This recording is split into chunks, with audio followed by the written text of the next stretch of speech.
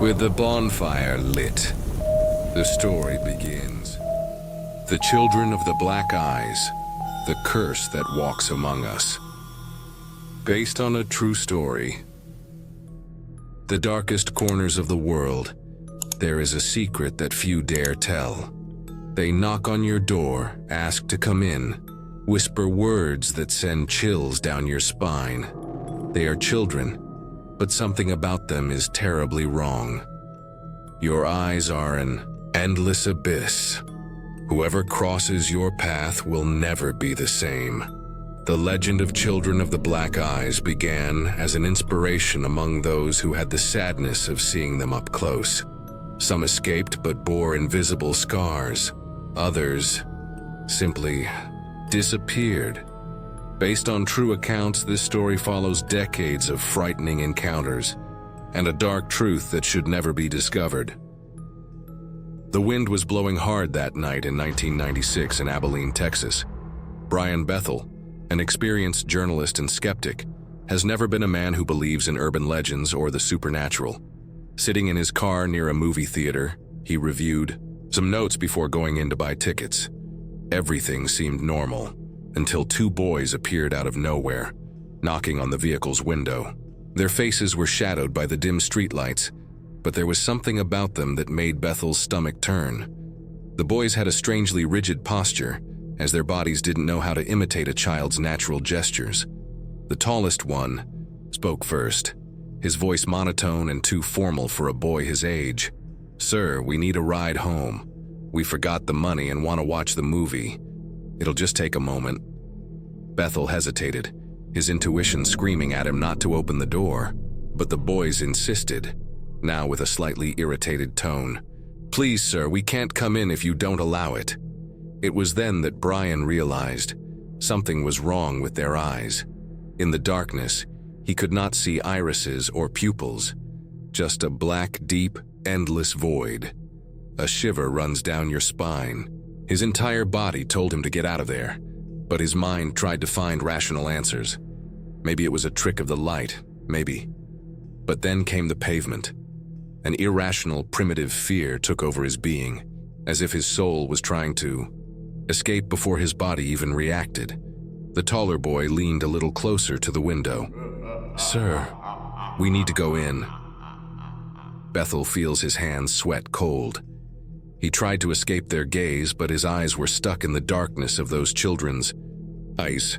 Suddenly, his hand moved on its own to work the door. He didn't want to unlock it, but it was as if his will was slowly being eroded, as if something was whispering in his mind, breaking down his defenses one by one. It was at that moment that survival instinct replaced control. With a sharp pull, Brian drove the car away, without looking back. Dread still burned in his chest when he finally stopped in a safe place, heart racing, breathing shallow. He glanced in the rearview mirror, expecting to see the boys along, but they were missing, as if it never existed. Brian Bethel's case was the first documented account of Children of the Black Eyes, but he was far from the last. Brian Bethel tried to forget that night. He tried to convince himself that it was all just a misunderstanding, perhaps a trick of his tired mind. But the feeling of dread persists. Every time I closed my eyes, I saw those two boys standing next to the car, waiting. And those black, empty eyes that obviously pulled him towards something beyond human understanding. Weeks later, Bethel decided to write about what happened in an online forum. He didn't expect many to take it seriously, but what happened next made him question the reality he knew even more. People responded, describing identical encounters. The scariest? A report from Portland, Oregon, dating from around the same time Brian found the children. The Vineyard account of a man named Greg Hansen. He was driving late at night when he stopped at a traffic light. The street was deserted. The yellow light from the streetlights flickered intermittently. Out of nowhere, two boys appeared on the sidewalk. They wore simple clothes, one of them with a hooded sweatshirt pulled up to the forehead. Greg was surprised that they were there so late, but ignored it until he heard a knock on the window. "Sir, can we give you a ride? We forgot our money and we need to go home." The words were almost identical to what Brian heard. Greg hesitated, watching the best boys. Fear began to crawl through his chest without a rational explanation. Then he saw the eyes. No shine, no soul, just a black abyss where there should be humanity. He looked quickly, feeling a wave of nausea. A part of him wanted to open the door, wanted to help them, but another, more primitive part screamed inside his mind, "Go away, now." The boys, helped there, motionless. But Greg discovered something terrible. They knew he was feeling scared, and it seemed like they fed on it. A subtle smile appeared at the corner of the hooded boy's mouth, as I was testing Greg, as if he was waiting for him to give in. The traffic light turned green. Greg opened the throttle and took off, looking in the rearview mirror. The boys were still there, but now he smiles openly, as if they knew it wasn't over. The reports were released. They weren't just in Abilene, they weren't just in Portland. They were everywhere. The night was cold in Point Pleasant, West Virginia, when Marie woke up to a strange noise. 3 knocks echoed through the house, breaking the oppressive early morning silence. She looked at the clock, 2:37 in the morning. His heart sped up. Who would knock on the door at this hour? Standing up cautiously, she felt a chill run down her spine before she even reached the entrance. Something inside her screamed not to open. But driven by curiosity and a strange sense of urgency, she peered through the peephole. 2 boys were standing on the porch. They were children, or at least it pays to be. They wore black hooded, sweatshirty. Their skin was unnaturally pale, almost translucent under the streetlight. One of them kept his head down, while the other looked directly at the door. When Marie saw this, his stomach dropped. She didn't know why, but fear took over her body. It was an irrational, visceral terror, as if his mind was reporting something that his consciousness had not yet processed. It was then that the tallest boy's voice broke the silence. "Madam, we are lost. Can we come in to use the phone?" The phrase should have been harmless, but the way he said it was wrong. It was mechanical, without emotion, without urgency, without life. Marie didn't respond. His body refused to move. Then the voice came again, now with a slightly irritated tone. "Please, ma'am, let us in. We need to call our parents." The air became heavy, suffocating. Marie felt something inside her. It wasn't just fear, it was something deeper, as if she was being hypnotized. His hands shook as he reached for the doorknob. She wanted to open, she needs to open up. But at the last second, something to take back. That feeling, that primitive, specific instinct with all the strength inside you. No. Marie stepped back, opened her eyes and muttered to herself, "This isn't real. This is not real." When he looked through the peephole again, they were no longer there. Silence took over the house again, but she knew deep down that it wasn't over. The sun started to set over Cannock Chase, a vast forest in the heart of Staffordshire, England. The treetops cast twisted shadows across the damp ground, creating a maze of darkness that seemed to come to life as the daylight faded. Paul Davies, a man used to hiking in that region, was never afraid of the forest. But that night, something was wrong. The silence was absolute. No sound of birds, no rustling of leaves in the wind, just the distant echo of your own footsteps. Then he saw it. A girl, standing in the middle of the trail, with her back to him. Her white dress was covered in mud, and her small hands trembled as she covered her face. Paul hesitated. A child isolated in the forest, right time? He felt a shiver in the depths of his soul, but instinct led him to act. "Hey, are you okay?" he said, taking a step forward. The girl didn't respond. "Your body seems fragile, vulnerable." Paul moved a little more, and that was when she moved her hands slowly, away from her face. His heart stopped. The girl's eyes were completely black, a soulless void, without reflection, without humanity. A black hole that seemed to pull him in. Paul felt something inhuman crawling through his mind, as if those eyes were trying to open a door inside him. His body froze. A shiver of pure terror sent up his spine. It was at that moment that the girl, he was born. It was a cold smile, disconnected from reality, as if she knew something he would never understand. Paul backed away, stumbling on the damp ground. When I looked again, she was gone. Just the forest, or open, silent and hungry. He ran without looking back. The soundtrack never came back, but over the next few days, every time I closed my eyes, he saw hers.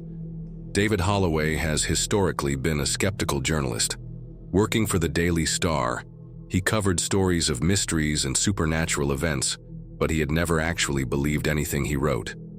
Until he started investigating the children with the black eyes. What started as a simple article about strange sightings in Cannock soon became an obsession.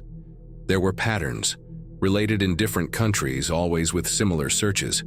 Pale children, completely black eyes, monotonous, voices and a request to enter. But what caught his attention most were not the reports themselves. This is what happened to many of the witnesses. They disappeared, not all of them, but enough to make it seem like more than a simple coincidence. Some were reported missing. Others simply erased their digital footprints. No social networks, no contacts, as if they never existed.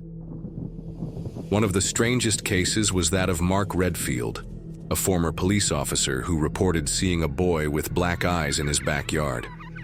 2 weeks later, his house was found abandoned and he was never seen again. Holloway delved into the newspaper's archives, searching for older evidence. What you found made him question his own sanity. Similar reports dated back more than a century. Goonitus in 1892, an entire village in the Scottish countryside reported sightings of soulless children demanding shelter in their homes during a storm. 3 days later, 6 residents disappeared. But the most terrifying was a document from 1953, an internal British government dossier. In it, an officer described a case involving a group of black-eyed children with views near a decommissioned military base. The final report recommended that the case be closed and never released to the public. The feeling of being watched began to torment Holloway. Every night, as he reviewed his notes, he felt the presence of somebody. One morning, he woke up with a start. His computer was on, the screen flickering. A single audio file was recorded while sleeping. He pressed play, and for 7 seconds he heard a low, almost imperceptible whisper. "We know who you are." David Holloway knew he was close to something. Big and dangerous. The audio file still echoed in his mind. "We know who you are." He should give up. But it was too late. A curiosity had already turned into an obsession. On a visit to the United Kingdom's National Archives, Holloway found a document that had been forgotten for more than a century. A report dated 1892 from a small Scottish village called Ravenswood. The document was signed by a certain Dr. Elias Carrington, a paranormal observer investigating the disappearance of 6 local residents. Carrington's account described an eerily familiar environment. During the specific winter of that year, 3 mysterious children appeared at the doors of houses asking for shelter. They were wearing dirty clothes and were barefoot, despite the snow. The villagers, moved by compassion, opened their doors. And then, the nightmares began. The residents who sheltered the children, they reported feeling weak, dizzy, and an overwhelming feeling of sadness. Some began talking to themselves, claiming to hear suggestions inside their minds. Others recounting disturbing dreams, where they were watched by black eyes in the dark. Then 6 people just disappeared. No traces, no signs of a struggle. As if it never existed. Like children. Nobody ever saw it again. Carrington wrote one last observation in his report, almost as a warning. For the future, whatever the nature of these creatures, they do not belong to this world. They come and go like shadows, always returning in cycles. Time passes, but they return. They always return. Holloway leaned back in the filing cabinet chair, his mind spinning. The pattern was there, clear as day. These entities appeared centuries ago, perhaps even before that. What if the pattern continues? If there was a next cycle, was there an accident? David Holloway could not ignore the patterns that had been discovered. The reports were not just urban legends. They returned, always, in cycles, and the victims disappeared or changed forever. But among the reports of disappearances, he found something unexpected, someone who survived. The interview took place on a rainy night, in a small apartment on the outskirts of London. The man, who asked to be called just Edgar, he had deep-set eyes, grayish skin, and a look that carried decades of terror. "I let them in," he whispered, his voice shaking. David leaned forward, recorder in hand. "Can you tell me what happened?" Edgar took a deep breath, as if he was reliving it all over again. Their meeting took place in 1974. He lived alone in an isolated cabin, close to a lightly traveled road. It was midnight when I heard the knock on the door. I opened it and saw 2 boys. He closed his eyes as if trying to push away the memory.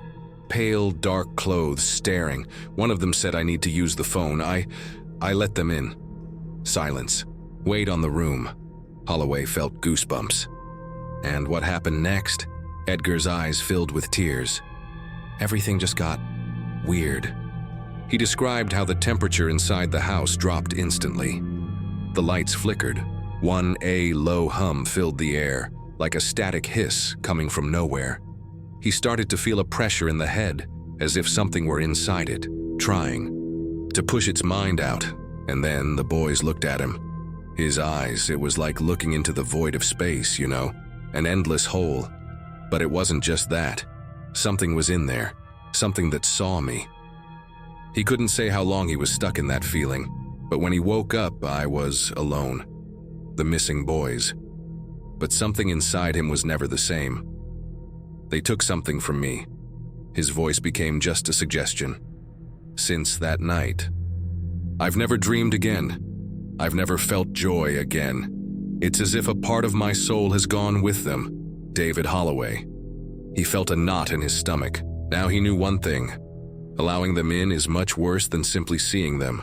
And maybe that was exactly what they were waiting for. David Holloway left the interview with Edgar with a heavy feeling in his chest.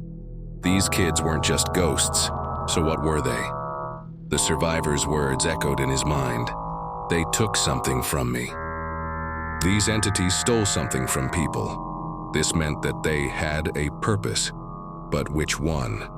Looking for answers, Holloway contacted experts in paranormal characteristics, demonologists and occultists. Some dismissed the accounts as urban legends, but others fell silent upon hearing about the children of the black eyes. One of them, an occultist named Dr. Alistair Vaughan, agreed to speak, and what he revealed was frightening. "They're not ghosts," Vaughan said immediately. "They are not the spirits of dead children, nor manifestations of the afterlife. Whatever they are not of this world." Holloway frowned. "So what are they?" Vaughan leafed through an old book filled with texts about interdimensional entities. "Have you ever heard of the beings of the crossing?" Holloway denied. "These are references in occult writings from the 17th century. Reports of humanoid figures that needed permission to enter our world. They couldn't just cross over. They needed to be invited. Once inside, they never left a person again. It is believed that they feed on vital energy, the essence of the soul, and it always appears in cycles." A chill runs down Holloway's spine. "And what happens to those who let them in?" Vaughan fixed him with a dark look. "They are never the same again. Some disappear, others live, but without something inside them. An emptiness accompanies them until the end of their lives." Holloway felt a shiver as he remembered Edgar. If that was true, then those children weren't just evil apparitions. They were predators, and worse, they were waiting for someone to open the door. David Holloway couldn't sleep that night. If the Black Eyes children were not ghosts but interdimensional entities, as Dr. Alistair Vaughan suggested, so who or what brought it into our world? It was then that he received an anonymous email. The subject simply said, "They were here before." The body of the email contained a single attachment, a digitized document of a banned 18th century book. The title was The Guardians of the Crossing, the Ritual of Shadows. The text described a forgotten sect called the Order of the Black Door, an occult group that operated in England in 1752.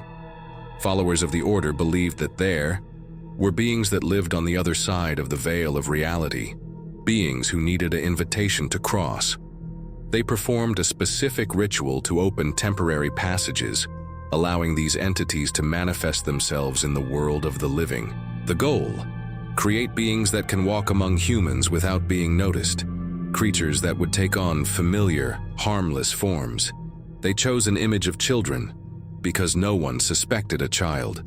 Holloway felt an icy chill as he continued reading. The ritual burns 3 main elements: the blood of an innocent to open the way, a host's signature to give them access, the forgetfulness of those who found them so that they continued to wander in despair. And then, a scribbled note at the end of the document caught his attention. They are not from here. They have no home. They wander, waiting for an invitation. Never let them in. Never let them in. Holloway leaned back in his chair, sweat dripping down the back of his neck. If this sect really existed, then they were the ones responsible for bringing these things into our world. And the worst? The ritual was never interrupted. He picked up the phone and dialed Dr. Vaughn's number. When the occultist answered, Holloway spoke bluntly. "I think someone is still performing this ritual." The silence on the other end of the line was the confirmation he didn't want to receive. Marie had hoped to forget. For years, he was convinced that that night in Point Pleasant was nothing more than a delusion. A moment of paranoia in the middle of the night. But something inside her knew better. Now, almost a decade later, the nightmares began. Always the same scenario. She sits in her living room, the TV flickering static. The night is silent, but she feels a presence. The sound of breathing from someone who shouldn't be there. And then the knocking on the door begins. In the dream, Marie gets up, goes to the door and looks through the peephole. And they are there. The same children. Pale, motionless, waiting. But this time there is something different. In the dream, she opens the door. Darkness consumes everything. Marie wakes up screaming, sweaty, her heart racing. For 3 nights in a row, the nightmare repeats itself. But on Wednesday night, it wasn't. Just a dream. To the 2:37 a.m., she woke up with a start to a familiar sound. 3 knocks on the door. Oh, the world has stopped. She held her breath, her hands shaking. This couldn't be happening. With hesitant steps, he walked to the door and looked through. The peephole. Nothing. The building's hallway was empty, just a little away from the wind outside. But when Marie turned to go back to the room, a shiver ran up his spine. Your phone, which was charging on the table, had been disconnected. She didn't touch him. She was not alone. David Holloway knew something big was happening. The reports were increasing and changing. Before, the children of the black eyes only asked permission to enter. Now, they were entering on their own. The first case came from Seattle, United States. A couple, Josh and Emily Carter, agreed in the middle of the night on a noise in the kitchen. Thinking it was an intruder, Josh grabbed a bat and went down the stairs, but found something much worse. 2 children stopped in the middle of the kitchen. They were pale, thin, wore dark clothes, and had completely black eyes. Emily appeared on the stairs, and when she saw them, she felt an irrational, paralyzing fear. Josh said as they entered. The answer came in a calm, monotonous voice. "You failed to enter. One sentence doesn't make sense." The door was locked. All windows too, but they were there. The second incident occurred in United Kingdom, in a house on the outskirts of Manchester. A young woman named Lucy McKenna woke up feeling a heaviness in the chest, as if something was transmitting his breath. When you open your eyes, 2 children were standing next to her bed, looking directly at her. Lucy tried to scream, but her voice wouldn't come out. His entire body was locked up. The children didn't move. Just I stood there, watching, waiting. The most disturbing case came from Japan. A security camera captured something impossible. In a rural village, a man named Kenji Saito reported to the police that woke up in the middle of the night to children's voices inside his house. But the front door, it was never opened. The security camera showed the empty room, until in an instant 2 children were there. The recording was not shown how they entered. They simply discovered. And now, for the first time, the victims were reporting something else. Something that had never been described before. They said that, after the meeting, they were no longer alone. Children could only be seen resting, in the corners of rooms, in the reflections of mirrors, standing on doorsteps, waiting. David Holloway was missing. On Monday morning, his colleagues at the Daily Star found his absence strange. He never missed work without warning. The messages have been sent. Calls were made, no response. It was as if he had disappeared from the face of the earth. But there was one last trail. An email sent from your account at 3:12 a.m. at Cyberhouse to his friend, an editor, Richard Evans. The subject was blank. The body of the message contained just a single sentence. They told me. Evans tried calling Holloway, but the connection went straight to voicemail. Something was wrong. He ran to his friend's apartment and knocked on the door for several minutes. No response. He decided to call the building owner, who opened the lock with a spare key. The scene inside the apartment. It seemed normal until they looked more closely. Holloway's laptop was on, the screen flickering, with a blank page open in the word processor. His voice recorder was on the table, but the memory card had been removed. And then came the most disturbing detail. All the mirrors in the apartment faced the wall. Evans tried to remain calm, but the butterflies in his stomach were new. Holloway would never do something like that. He started going through his friend's papers, trying to find some clue as to what was happening. It was then that noticed a crumpled piece of paper next to the keyboard. A single sentence was scribbled in a hurry. If you see them, it's already too late. The apartment was searched by the police. No signs of a struggle, no sign of invasion, no sign of David Holloway. He had disappeared without leaving a trace. But the next night, Richard Evans was awakened by a sound that chilled his blood. 3 knocks on the door. David Holloway's disappearance cast a shadow over all those investigating the children of the Black Eyes. But for some, his absence had no end, but a beginning. Richard Evans, editor due Daily Star and friend of Holloway, couldn't ignore what was happening. The knocking on the door the next night. The apartment was ransacked, the note with a disturbing warning. All of this pointed to something much bigger than a simple urban legend. It was then that he received an unexpected call. Mr. Evans, my name is Dr. Michael Carter.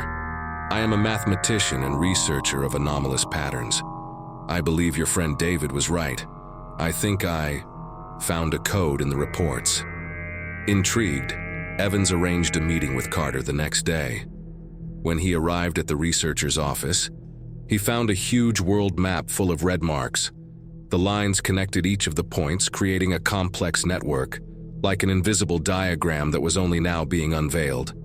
Carter began to explain. The reports from the Black Eyes children are not random. There is a pattern, see? He was chosen for the map.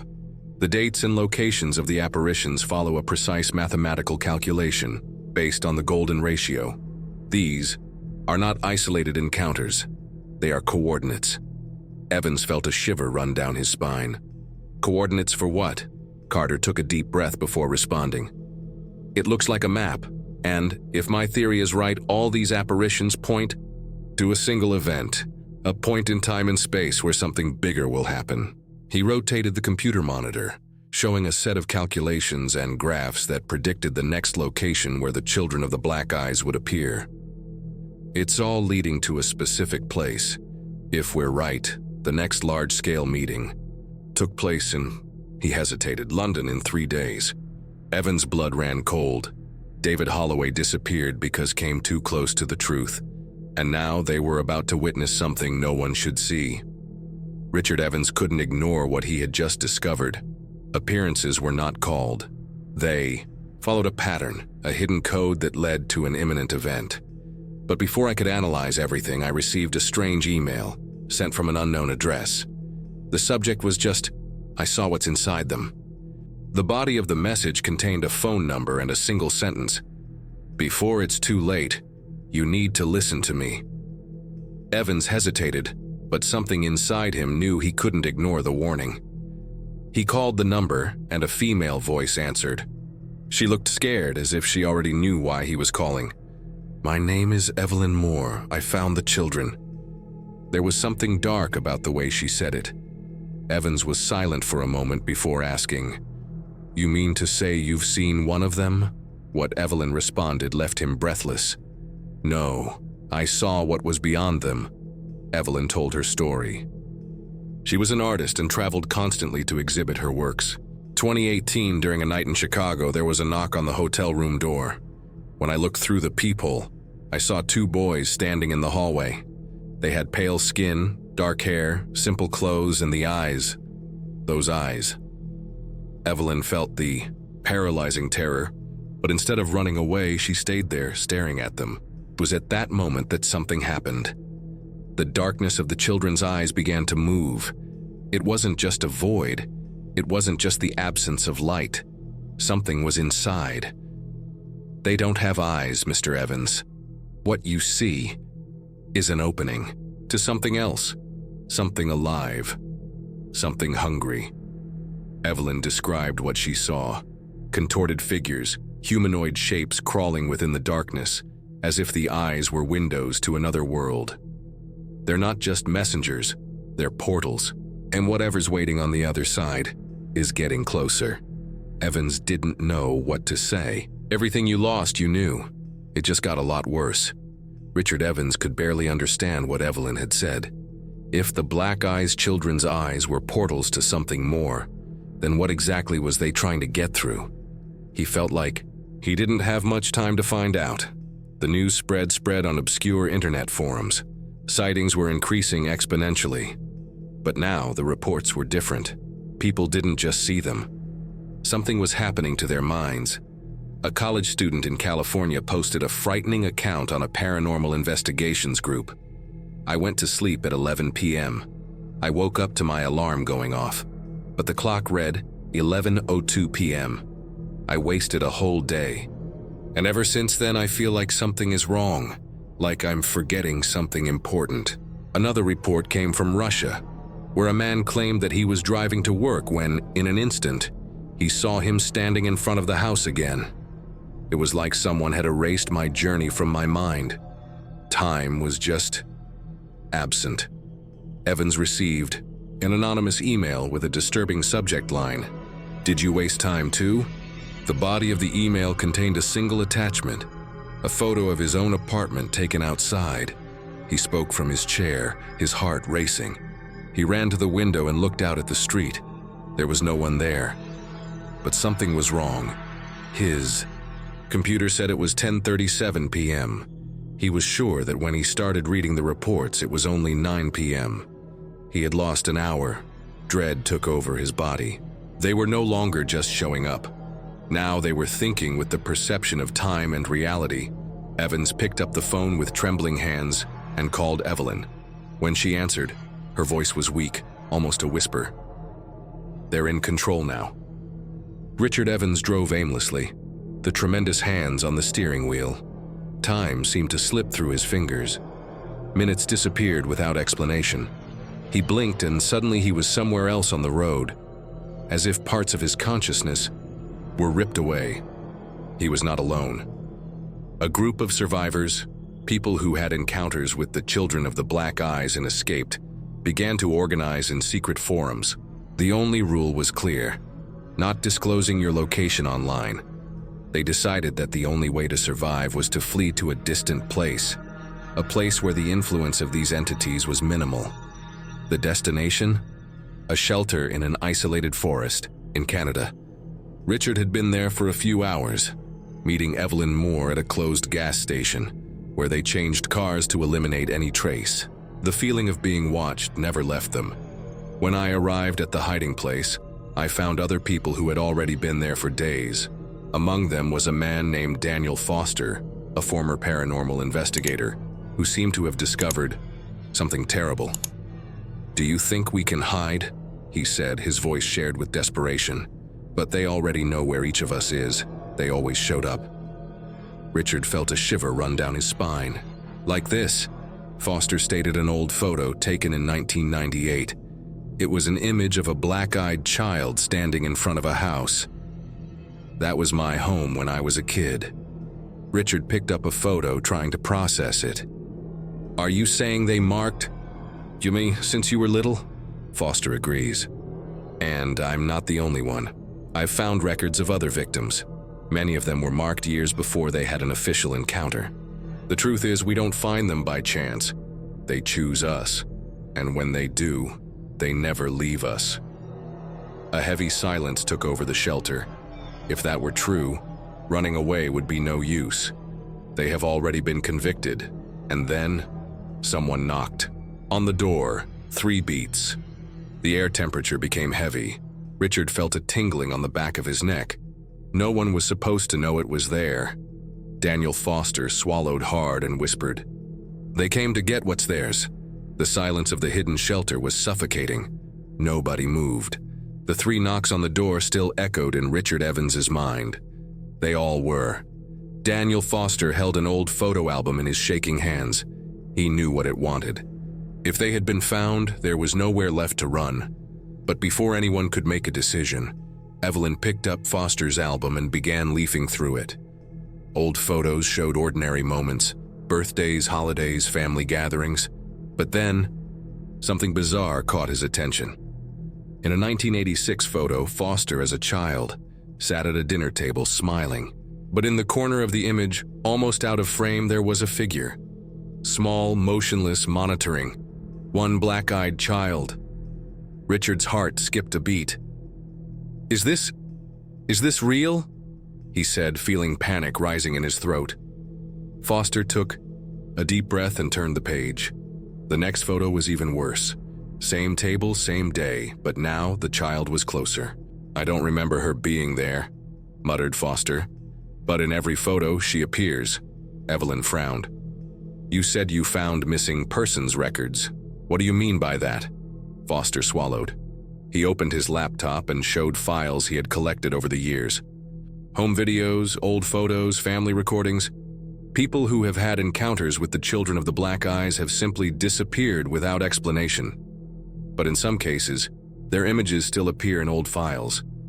It's just that something is wrong. He played a video. The home footage showed a family gathered for a Christmas dinner in the 90s. Everyone was laughing, talking, toasting. But when the camera panned past a mirror at the back of the room, something disturbing happened. The family's reflection was incomplete. One of the people sitting at the table, it simply had no reflection. "They disappear, but not completely," said Foster, his voice shaking. "It's like a part of them is still trapped somewhere, between the worlds."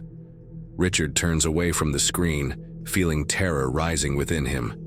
If all this was true, then the children of the Black Eyes didn't just take their victims, they erased them from reality. And the only proof that they once existed, it was hidden in old videos, like echoes of a presence that should never have been forgotten. But the worst was yet to come. In the last photo in Foster's album, there was an image taken at the shelter. Hours before, it was a photo of the group together. But in the background, standing in the darkness of the corridor, there was a childlike figure with black eyes. They were already there. Richard Evans felt his throat dry as he stared at the photo, taken hours earlier.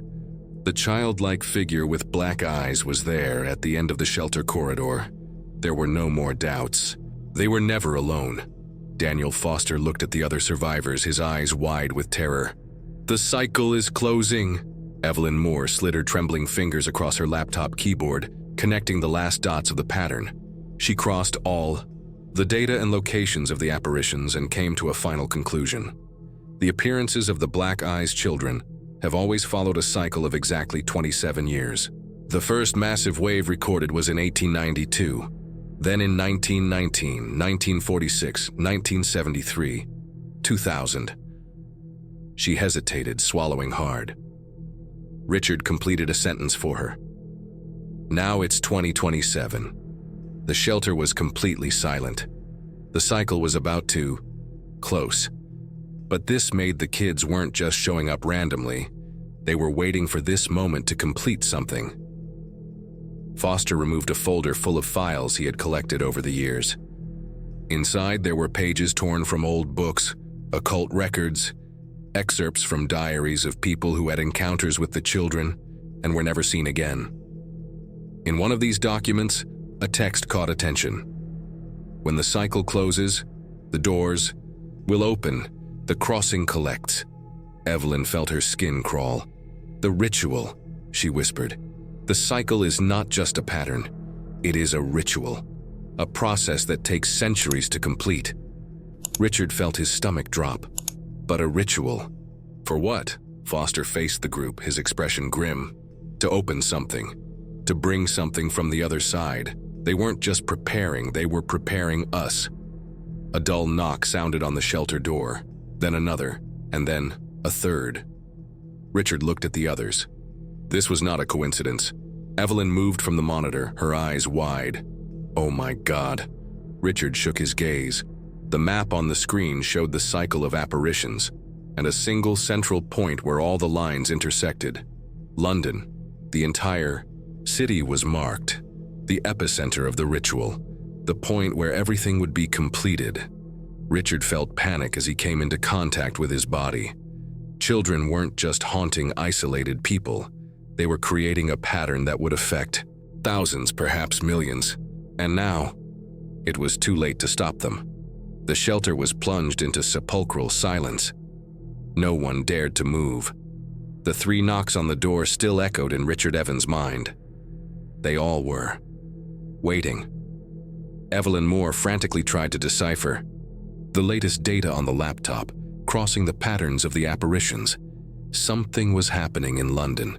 Something that no conspiracy theory, no urban legend could fully explain. The ritual was ready to be completed. So the radio in the corner of the room CE breaking the silence. It was a weak signal, almost unrecognizable, but there was a voice. I opened the door. Richard and Foster exchanged tense glances. Evelyn turned up the volume on the radio. They smiled at me. They were planned so normal. But now I can hear their voices inside my head. The signal failed, the transmission became more intermittent. But the breathing of the person on the other side was audible, desperate, panting. I can't think straight. They're inside me, inside us. I see things when they close their eyes. I see where they come from. And then, which appeared to be, a second suggestion raised in the background of the broadcast. Something cold and distorted. A voice that shouldn't exist. Is it too late already? And then the signal was cut off. Evelyn turned pale. The transmission had come from London. Foster rubbed his face, trying to maintain control. Someone opened the door. Richard sat, trying to process everything. But before I could say anything, the radio came back to life. But now there were no more words, just one static noise, which sounded almost like a whisper. Something was trying to break through, and now there was no stopping them anymore. The radio went silent.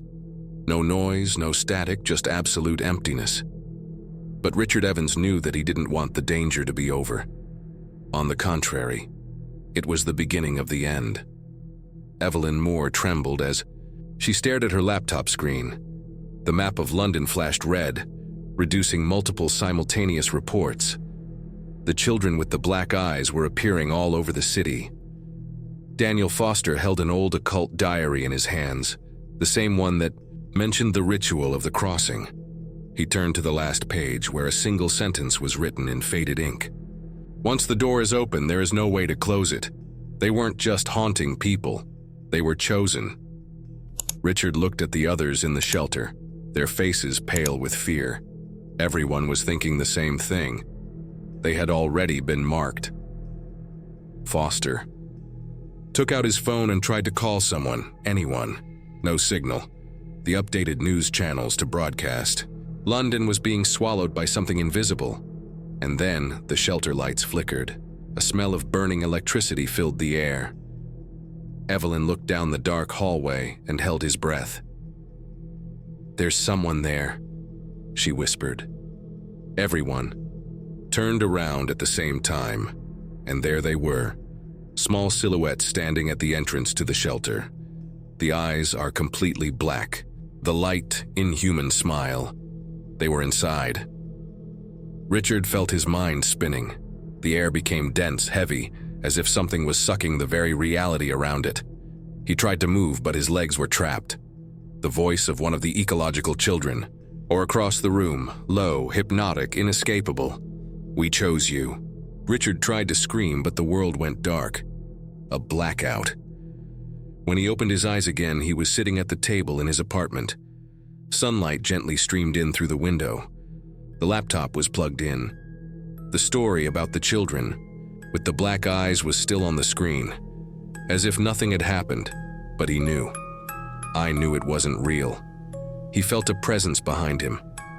Little bare feet on the wooden floor. They were there, waiting. He turned slowly. The black eyes stared at him, and then they smiled. "And now, you've heard this story. You already know them. Maybe they're already coming to you."